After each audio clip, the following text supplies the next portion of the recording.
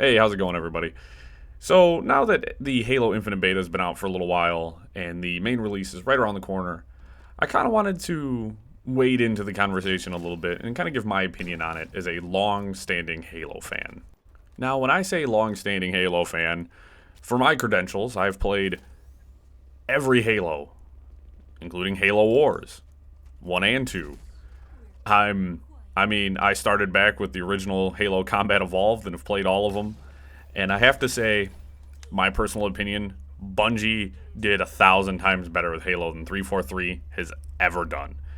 And I'm going to get into that reason and my logic why in just a second. So ever since 343 has kind of taken the reins, we've had very mediocre Halo experiences. 4 and 5 had really awful campaigns. The multiplayer was just god-awful in both of those games. So this came as a bit of a surprise when they launched this a little bit early. And, of course, I downloaded it immediately as soon as I heard that it was, already out. And I was a bit surprised. I was a bit surprised by the Halo Infinite multiplayer. It feels like they went back in time just a little bit and took some of the old Halo pizzazz and kind of captured some of the charm from the earlier games. And I said kinda because there's some of that 343 trying way too hard that is kind of prevalent in all of their games. Now, mechanically, this game runs pretty well. I've only had it crash a couple of times, and for a beta, and I air quote this, version of the game has been running for a while now in closed testing, so I would hope that the performance would run quite well. It handles quite good, actually. I'm very happy with that. My Xbox handles it quite well. I'm on an Xbox Series X, and that's a big plus. Movement feels good. Mantling, I couldn't imagine playing a Halo game without mantling now. The sprint feels good. Everything just feels pretty tight in that regards. Recoil is manageable on the weapons. Being able to accurately hit shots, well, that comes per person. I find myself constantly tapping up my sensitivity because it's just the movement in this game can be very quick, and I'm gonna be honest, there's some issues. There's a big disparity between console and PC players, which I'll get to in a moment, which is one of the largest issues with the game. But overall, mechanically and performance-wise, it runs well. It's a good game. And I think at its core, they've got something good here. But I want to get into the rest of it real fast. I want to kind of get into the bulk of what's holding this game back. And as I just mentioned just a couple of seconds ago, that there's a huge disparity between PC players and Xbox players and console players. No matter how high your sensitivity gets with your controller, you will never meet the speed and precision of a mouse. I have been doing everything I can. I've been practicing as much as I can, been putting in hours, and I've been trying as hard as possible. But I cannot meet a PC player. Even a low-skill PC player still has an advantage. AD spam makes me want to throw my controller out the window. It is why Microsoft has this boner for forced crossplay. I will never know. I understand it's a beta, and possibly when full game release, you can turn off. I went into my Xbox settings and turned off all crossplay. And they're still forcing me to play crossplay with PC players. How is that? What? Microsoft really said, no, screw you. You play the way we want you to play. And that to me, and then, of course, now cheaters are becoming quite a big problem. If you go on Twitter, you'll see many accounts of very just open, blatant cheaters. And I've bumped into a couple. I wasn't recording at the time, but I've ran into a couple of cheaters. And as of recording this, I will not be playing Halo until the full release comes out. Like, I'm just kind of done. I'm tired of it at this point. Because my experience is just, it's become exhausting. It's become a chore to play. And if it feels like a chore to play, then I don't want to play it. And then, of course, chores. The Battle Pass system, the cosmetic system, awful. I don't need to go into it. Everybody's heard it, everybody's seen it, and everybody's played it. Everybody understands. I don't know how they thought that this was going to be good. I don't know who at 343 said that this was the bee's knees. This is the idea that's going to make people want to stay and play. It's horrible. You're telling me that this is a gaming studio filled with gamers, and nobody, literally nobody, turned and said that that's a bad idea. Nobody said that the Battle Pass was a horrible idea. The Tenrai event, an absolute disaster. What a failure. An absolute failure. Now, I understand that the game is free and you need to monetize it somehow. But if you look at the prices in the shop, you're talking like $20+ for a singular suit of barely customizable armor. I got the Tenrai armor from the Fractured Tenrai, and I can't even do anything with it. Because you have to wait until another week of the Fractured Tenrai to hopefully unlock color customization, even though you already have colors unlocked for your basic armor. Which, why you can't put those on your samurai armor, I don't know. But the problem is, you can only do 7 Tenrai challenges per week, and the first week had 30 challenges. But then, if there's only going to be 3 weeks of it, that's only 21 challenges. And they're going to add more challenges on top of it? The math doesn't add up. Oh, but of course, during the Tenrai challenge, you had to get lucky to even get one of the Fractured Tenrai challenges that were hidden behind your other stupid weekly challenges, which why you have a special event that only lasts a week, and then you're locking challenges behind your normal challenges. I don't understand. Why wasn't there just... Oh, but you can only also do 7 challenges in that week, you know, but that is a massive failure on 343. This is... the greed behind this game is really hurting it. Now, an issue I'm having with the game, and I can't seem to get out of my mind, and I can't get over it, is weapon balancing. I think the weapon balancing is atrocious, and in a game where you pick up weapons and you have to rely very heavily on winning gunfights, on oftentimes having the stronger weapon than your opponent, you need better balance. The weapons need better balance. The assault rifle, very reliable, very good. Could probably be toned down. The pistol, I've noticed between console players and PC players, the pistol is a very different weapon.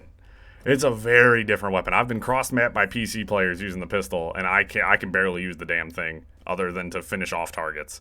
I don't get it. Most of the precision weapons are good.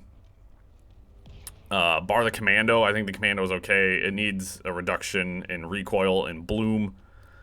The electric rifle is insanely powerful. I'm not sure why it's not a power weapon. I don't get it. The pulse carbine. If you're watching this and you've played Halo Infinite's multiplayer, you know that the pulse carbine is probably the worst gun in the entire game, next to the Ravager and the Hydra. I hate the Hydra, like, with a burning passion, but I've got my own personal reasons for that one. Mostly because I needed to do a challenge with it and then played like 20 matches of the Fiesta mode and never got the Hydra once in any of my loadouts. So that's my personal reason for not liking the Hydra. Also the fact I can't seem to kill Spartans with it. It's great for taking out air vehicles, but bad for everything else. Certain weapons, the shotgun, in my mind, is just sad. I don't know what happened to the shotgun in Halo. Used to be super good, and now it's... I would almost rather not use it. I think it sucks now. There's no one-shot kill potential with the shotgun. and that used to be the threat. I've had guys rush me while I was shooting at them with the shotgun because they just beat me down faster than the rate of fire with the shotgun could kill them. The Ravager is a heaping pile of dung. I do not use that weapon anymore because it's so bad. The Seeker Rifle I don't try to use either. I think that weapon is horribly bad. The slow projectile speed makes it worthless. All the power weapons are pretty good. I mean, the sniper rifle is a sniper, sword. The gravity hammer, I think, is insanely powerful right now and could be toned down a smidge. Rocket launcher is good, although I wish they still had the lock-on feature. That was added for, like, one game. I think it was Halo 3, and then they took it away for all the rest of them. I don't know why. The Cinder Shot is amazing. I love that weapon dearly. I've gotten really good with it, and I think it's one of those weapons with a very high skill ceiling. Is that I've seen some crazy shots on the internet so far, and I've been trying to get better at curving my cinder shots around corners because I wanna be able to do really wild stuff with it. Other than that, I mean, grenade spam is as bad as it's ever been in Halo. It's just kind of something to expect in Halo. You can't really have a Halo game without insane grenade spam, which, yet again, this is me personally. I've said this out loud, and a couple of people have been like, are you nuts? I think they need to tone the blast radius on frag grenades down just like 10% as you're starting fragmentation. I mean, it's bad. Or start you out with just one of them, because two of them feels just really, really powerful. Other than that, like the disruptor grenades, they're not called the disruptor grenades. I just can't think of the name of them off the top of my head. The electric ones are sweet. Great for fighting vehicles. Just awesome. And also good for just kind of dominating spaces. They're really good in some of the objective areas because you can just lob one of those down a hallway and you can see all the electrical arcs jump off on the Spartans that you can't see because they're all just kind of in cover. Awesome weapon. I think it's disgusting. The rest of the grenades are fine. They're sticky grenades. You just want to stick them to people. Vehicles need some work. Let me tell you what. The Warthog handles like worse than it's ever handled. Like, you can flip it on anything. It's bad. The gun is extremely powerful. And it's just like, what? The Scorpion tank handles like dog doo-doo. The Wraith tank also handles like crap, and it needs more splash damage on its plasma mortar cannon.